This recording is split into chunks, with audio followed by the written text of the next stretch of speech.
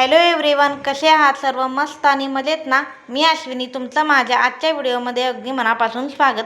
तर पहा, इथं आपण कटोरी ब्लाऊजचं कटिंग कसं करायचं हे अगदी सोप्या पद्धतीने बघणार आहोत.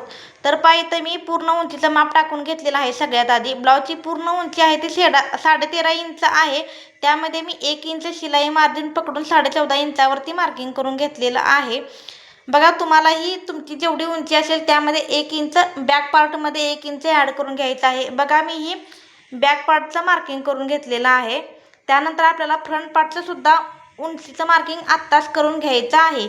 तर पहा, आपला जेवढा बॅक पार्ट असेल त्यामध्ये 1 इंच ॲड करून आपल्याला फ्रंट पार्टचं सुद्धा मार्किंग करून घ्यायचं आहे. तर बघा, फ्रंट पार्टला मार्किंग करून घेताना इथं आपल्याला back part 14.5 inch plus 1 inch आपल्याला शिलाई मार्जिन असं 15.5 इंचावरती फ्रंट पार्टचं सुद्धा मार्किंग आपल्याला करून घ्यायचं आहे.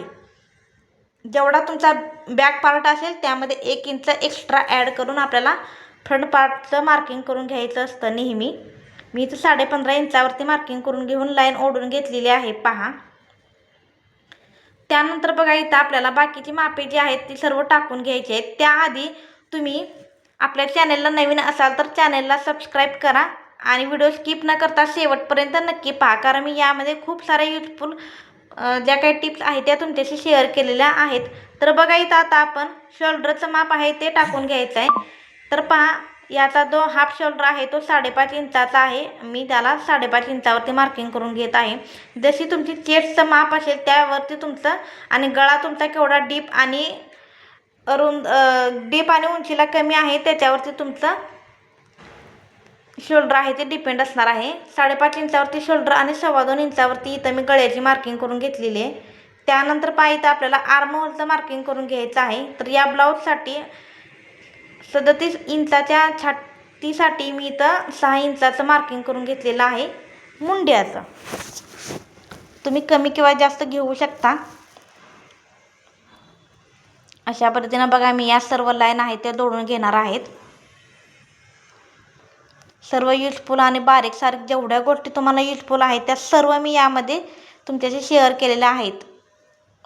व्हिडिओ केअरफुली बघा आणि शेवटपर्यंत नक्की बघा. बघा, इथं आपण मुंड्याचं मार्किंग करून घेतले. आता आपण इथं गळा उंची जेवढी आहे तेवढी टाकून घ्यायची आहे. तर पहा, याचा बॅक पार्टची गळा जो आहे तो 9 इंचाचा तयार आहे. त्यामध्ये मी अर्धा इंच शिलाई मार्जिन असा 9.5 इंचाचा मार्किंग करून घेतलेला आहे. वरच्या साईडला आपण गळारुंदी 2.25 घेतलेली आहे. तीच गळारुंदी आपण खाली पण घ्यावी असं काहीही कंपल्शन नसतं.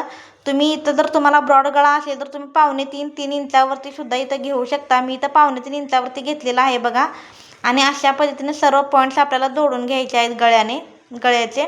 आणि इथं गळ्याचा शेपसुद्धा आपल्याला देऊन घ्यायचा आहे. मी इथं बघा कशा पद्धतीने राऊंड नेक तयार करणार आहे, त्यामुळे मी या टूलचा वापर करून बघा तर राऊंड नेक देऊन घेतलेला आहे. तुम्ही हाताने सुद्धा देऊ शकता, खूप सुंदर येतो हातानं सुद्धा. बघा किती सुंदर आपल्याला इथं गळ्याचा ड्राफ्टिंग झालेला आहे. त्यानंतर इथं आपल्याला बॅकचा जो टक्स असतो त्याचं मार्किंग करून घ्यायचं आहे. तर आपल्याला सेंटरपासून 4.5 इंचावरती मी इथं टक्सचं मार्किंग करून घेतलेलं आहे. या साईडला अर्धा इंच आणि त्या साईडला अर्धा इंच आणि उंचीमध्ये हा टक्स 4 इंचाचा असणार आहे. त्यानंतर हे आपण सर्व पॉईंट जोडून घेतलेले आहेत आणि असा आपला 1 इंचाचा टक्स रेडी होणार आहे. त्यानंतर आपल्याला छातीचं माप टाकून घ्यायचं आहे.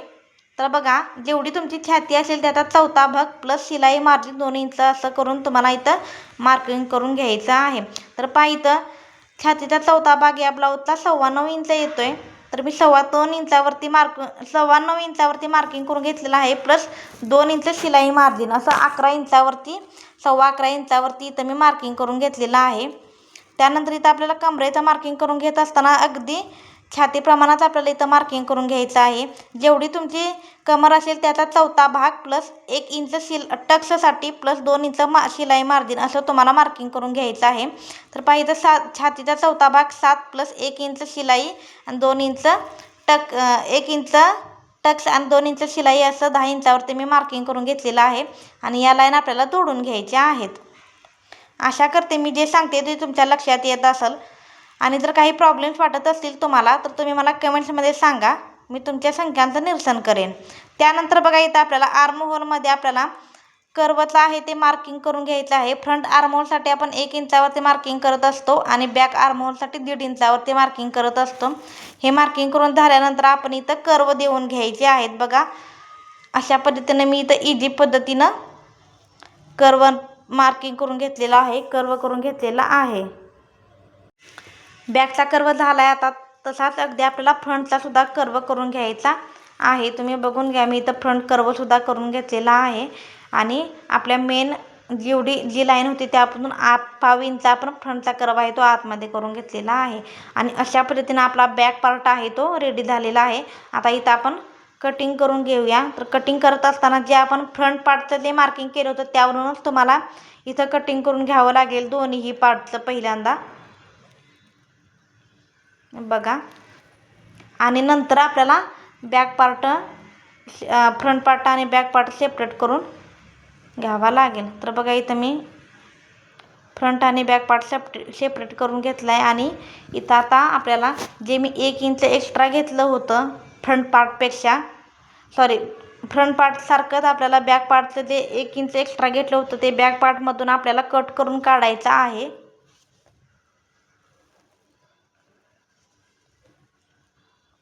हे कट करून काढायला तुम्ही अजिबात विसरू नका, नाहीतर तुमची जी ब्लाऊजची उंची आहे ती बॅक पार्टची एक्स्ट्रा 1 इंचानं होऊ शकते.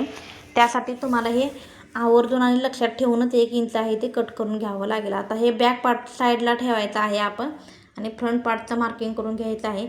सगळ्यात आधी आपल्याला फ्रंट आर्महोलचं मार्किंग करून घ्यावं लागेल. बघा इथं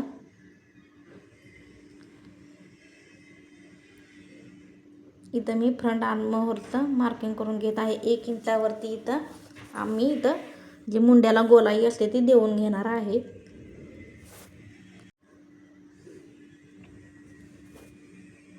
तुम्ही त्या कर्वचा सुद्धा वापर करू शकता, पण मी इथं हातानं डायरेक्ट करून घेतलं आहे आणि 1/2 इंच आतल्या साईडला घेतले जेणेकरून शोल्डरमध्ये मुंड्यामध्ये मला धूळ येऊ नये, चुन्या पडू नयेत यासाठी. त्यानंतर आपल्याला योगपट्टीचं मार्किंग करून घ्यायचं आहे, पण त्याआधी आपल्याला गळ्याचं मार्किंग करून घेऊया. बघा जेवढं तुमची गळारुंदी आपण बॅक पार्टला टाकली होती तेवढीच फ्रंट पार्टला सुद्धा टाकून घ्यायची आहे 2.25 इंचावरती आणि जेवढी गळ्याची उंची आहे ती टाकून घ्यायची आहे. 5.5 इंचाचा तयार गळा आहे या ब्लाऊजचा, तर मी अर्धा इंच शिलाईसाठी असं 6 इंचावरती मार्किंग करून घेते. तुम्ही सुद्धा जेवढं तुमचं गळा असेल त्यामध्ये अर्धा इंच मार्किंग एक्स्ट्रा मार्किंग करून घ्या गळ्याचं. आता त्यानंतर बघा इथं आपल्याला वरच्या साईडला आपण 2.25 इंच घेतले, तर मी खालच्या साईडला बघा जरासा ब्रॉड व्हावा नेक यासाठी 2.25 इंचावरती मार्किंग करून घेणार आहे आणि त्याप्रमाणे मला इथं गळ्याला शेप देऊन घ्यायचा आहे.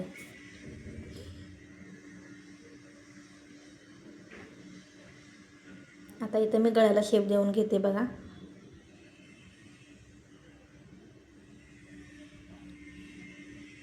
काही शंका वाटली तर मला कमेंट्समध्ये विचारा, मी सांगेन तुम्हाला, शंकांचं निरसन करेल तुमच्या नक्की.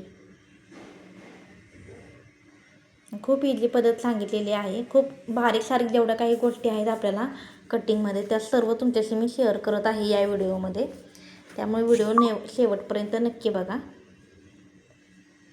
बघा इथं आता आपण योगपट्टीचं मार्किंग करून घेणार आहे. फिटिंगच्या साईडला आपण 2.5 इंचावरती मार्किंग करून घेतलेलं आहे आणि समोरच्या साईडला म्हणजे जिथं आपण हुक लूक करत असतो तिथं 3.5 इंचावरती मार्किंग करून घेत आहे. तर बघा इथे मी 2 मार्किंग केले, 3 इंच आणि 3.5 इंचावरती.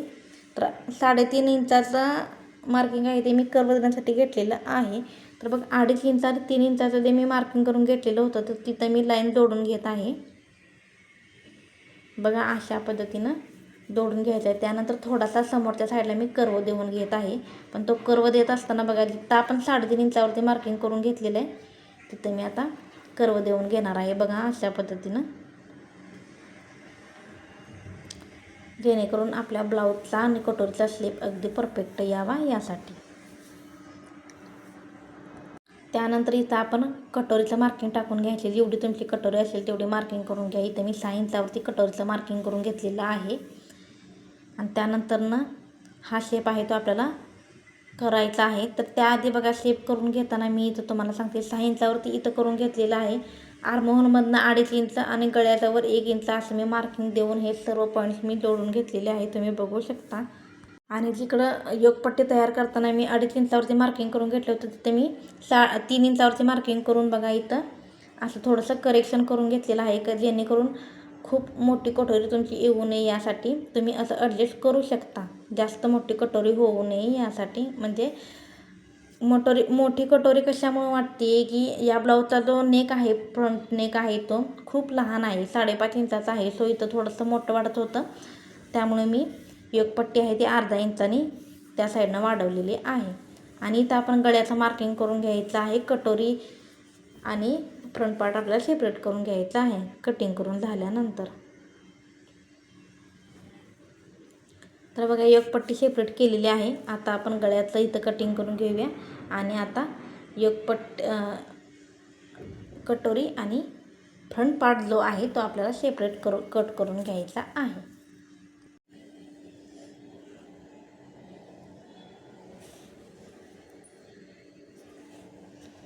आता बघा आपले बाकीचे पार्ट आहेत ते तसेच राहतील, फक्त आपल्याला कटोरी जी आहे आपण कट करून घेतलेली ती आपल्याला वाढवावी लागेल. त्यासाठी मी इथं दुसरा पेपर घेणार आहे आणि त्याच्यावरती इथं कटोरी मी वाढवून घेणार आहे. बघा अशा पद्धतीने आपले हे 3 पार्ट तेच राहणार आहेत, फक्त कटोरी आपण चेंज करून घ्यायची आहे. तर पहा मी इथं दुसऱ्या पेपरवरती कटोरी चिकटून घेतलेली आहे. तुम्ही ही कटोरी ठेवून पिन लावून तुम्ही जसा शेप आहे तसा शेपसुद्धा देऊ शकता. तर बघा इथं मी चिटकून घेतलेली आहे. त्यानंतर आता मी इथं म्हणजे जेवढं आपल्याला वाढवायचं आहे तेवढं मार्किंग तुम्हाला सांगते. वरच्या साईडनं जेवढं आहे ना तेवढंच तुम्हाला इथं ठेवून घ्यायचं आहे. फक्त ज्या साईडला आपण कटोरी जॉईन करणार असतो त्या साईडला वरच्या साईडला आपण अर्धा इंच आपण वाढवून घ्यायचं आहे. बघा इथं मी तुम्हाला सांगते कशा पद्धतीनं आणि कुठं किती वाढवायचं आहे. इथं वरच्या साईडला मी इथं अर्धा इंचानं वाढवून घेणार आहे. इथं पण अर्धा इंचानं वाढवून घेते. आणि खालच्या साईडला इकडं बघा मी 1.5 इंचानं समोरच्या साईडला वाढवलेलं आहे. ज्या साईडला आपण हुक पट्टी लावणार आहे त्या साईडला हुक पट्टी. जसा आपला तिरका कटोरीचा शेप आहे तिथं तशीच लाईन ओढून घ्यायची आहे. आणि या साईडला पण सुद्धा मी 1.5 इंचावरती मार्किंग करून घेतलेलं आहे. आणि हे आपल्याला पॉईंट जोडून घ्यायचे आहेत. बघा समोरच्या साईडला मी जेवढी आहे तेवढी ठेवलेली आहे तिथं वरच्या साईडला.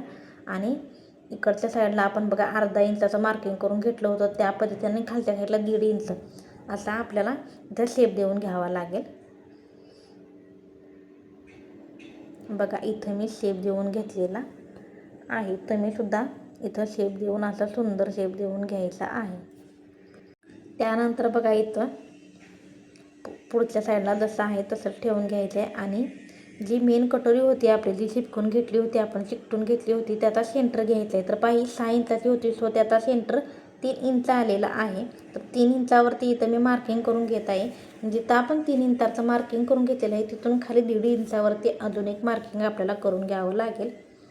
आणि हे सर्व पॉईंट्स आहेत ते आपल्याला पट्टीच्या सहाय्याने जोडून घ्यायचे आहेत.